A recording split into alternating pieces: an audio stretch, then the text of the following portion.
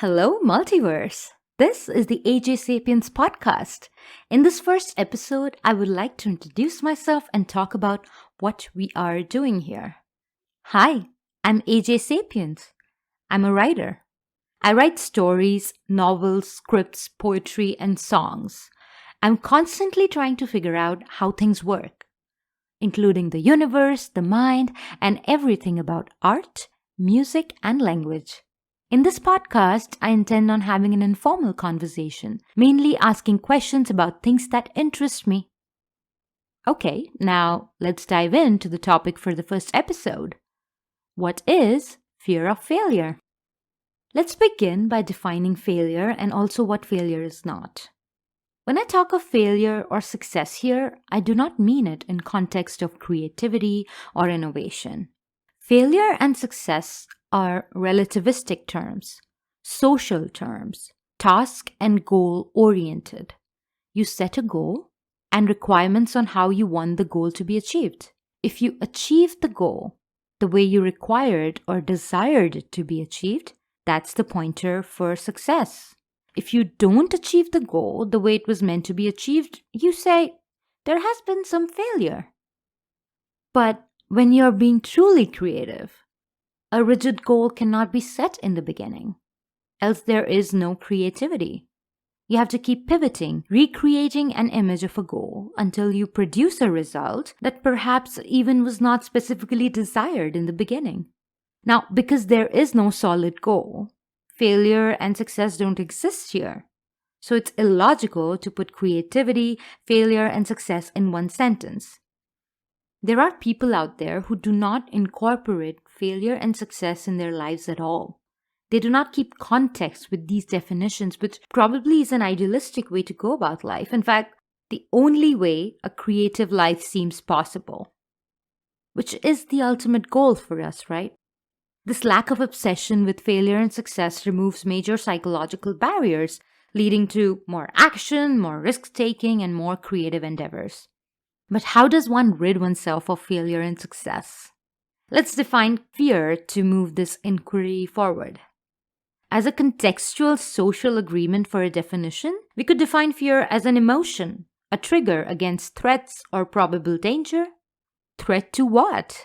Threat to the temporary or permanent balance of the ego. Now, what is fear of failure? There's two elements in this phrase. First, you want to get something done in the right way. Second, you know or have enough faith in the idea that you might not be able to get it right. What is right? With respect to what do you want things to be done right? According to whatever is your vision of right, your image of right. I would like to mention here how we often believe the idea that it is the judgment by others, by the society, by family and friends that we fear the most. But I would like to ask here, who fears it? Who is this I that fears it? What I'm made to understand through experience is that it's not the judgment or the right and wrong of others that is the problem here.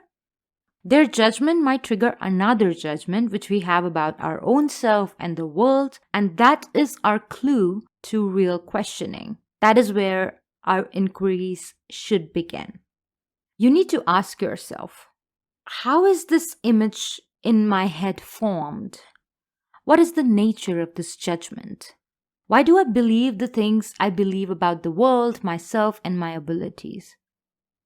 All of this relates to what you learn from the world, yes, but it's not what the world teaches you, but what you learn that matters here.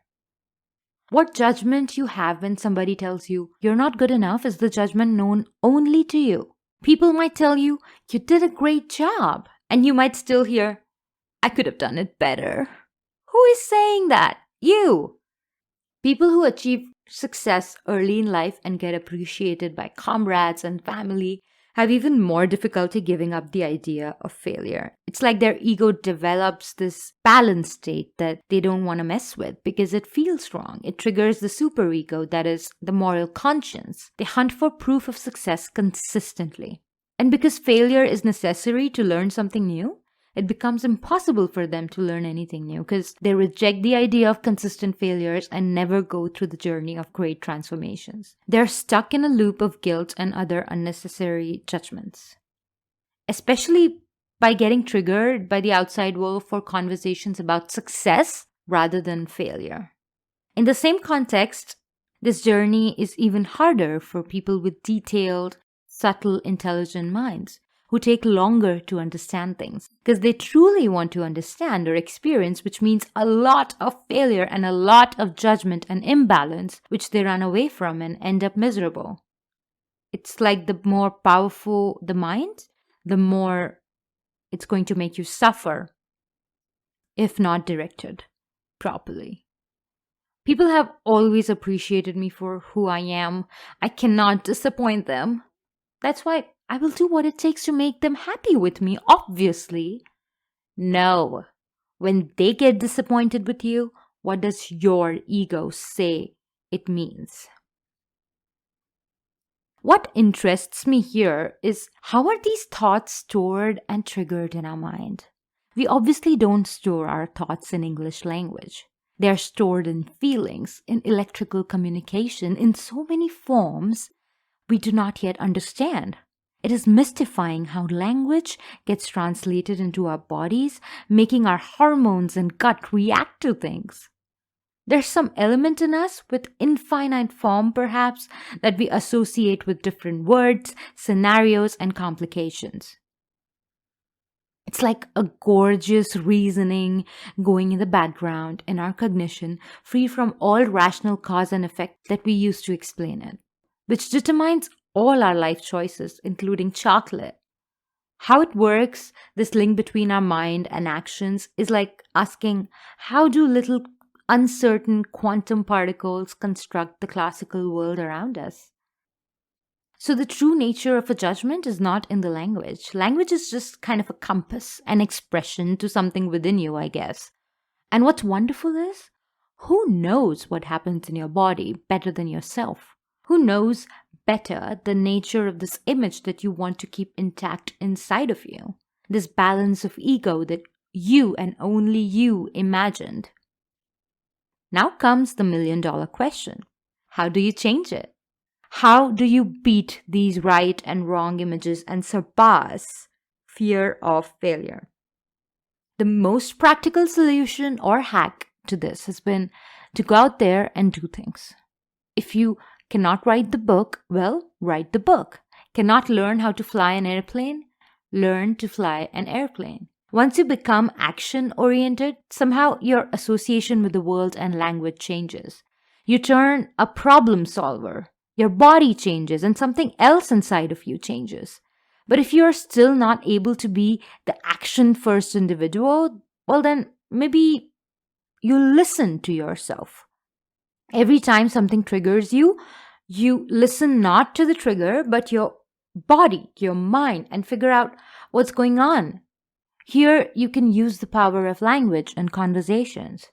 Some extremely talented and creative people out there, writing books, hosting podcasts, creating videos, have such musical representation of being and creating and producing and inspiring that those conversations stir within you not only new ways of thinking, but sparks in you the curiosity that you need to threshold out of your comfortable ego. I found anything that sparks curiosity shifts your focus towards knowledge creation and action, which again is magical. How can language translate to these myriads of emotions that make us move and create and invent and just live? I think reading books, learning something new, listening to people like Naval Ravikant, yeah, that's a good place to start on the internet right now. Naval. Listen to his podcast, read the book Almanac of Naval Ravikant. I think that would be my first go-to suggestion to anybody who wants to start doing things. I remember a tweet by Ankur Warikoo. I will rephrase it as I remember it here. It said, "It is your responsibility to keep yourself inspired." If you need some trigger to your curiosity every day, you go out there and get it. There's so much going on right now on the internet. You don't even need to go anywhere else. Just follow some accounts on Twitter, and that's it. That's your daily dose of inspiration. So, until you're able to unleash the creative hound, I believe these practical hacks to go out there and seek inspiration on a regular basis could help you combat fear of failure. But the questions still linger. How does this fear of failure inhibit creativity, even though failure and success are not linked to creativity? I think the problem lies in the lack of understanding of what it means to be creative.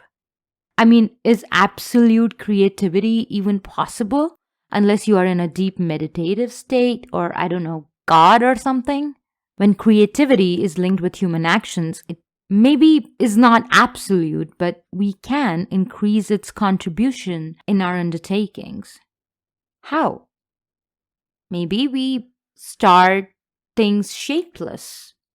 When writing a new story or painting on a blank canvas or problem solving for some entrepreneurial question, unless it is formless and you are the one giving it form, unless it is colorless and you are the one choosing the color, you don't really call it creative.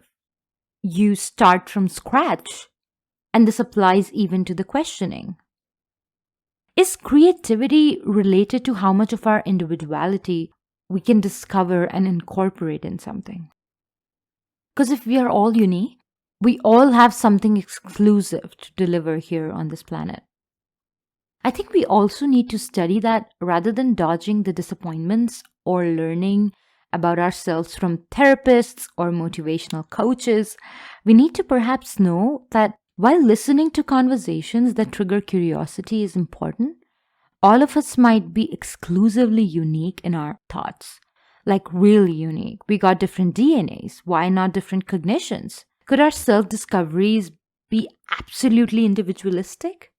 It's so weird. What's weirder is how we bring fear of failure into things that are not even linked to failure. Again, how do we end up so illogical and irrational? What is this irrationality in us that does not relate to logic of language? Because if you want to go technical here and link failure and creativity, you could say your default state when you're being creative is failure. Because there is no goal, so goal is not achieved by default. That means failure, right? And yet, what is it about failing in the eyes of other people that bothers us more than failing in solitude? Is it merely evolutionary? That we want to belong to the social groups to survive and failure to do so means death? Or is it something else? We cannot do much about evolution because it will happen when it happens. We can just keep on changing to our best forms. But if there's something else we do as a society that contributes to this shame that we bring upon ourselves, almost all of us, I think, at some point in our lives, we could maybe work around it. Where does this self-loathe come from? How do we learn it? How can we not learn something as illogical as this so that we don't have to unlearn it later? Wow, I'm going to think about this for a while. Thank you for listening. This is AJ Sapiens signing out. Please leave any questions or feedback in the comment section below. See you in the next episode. Live long and prosper, you all.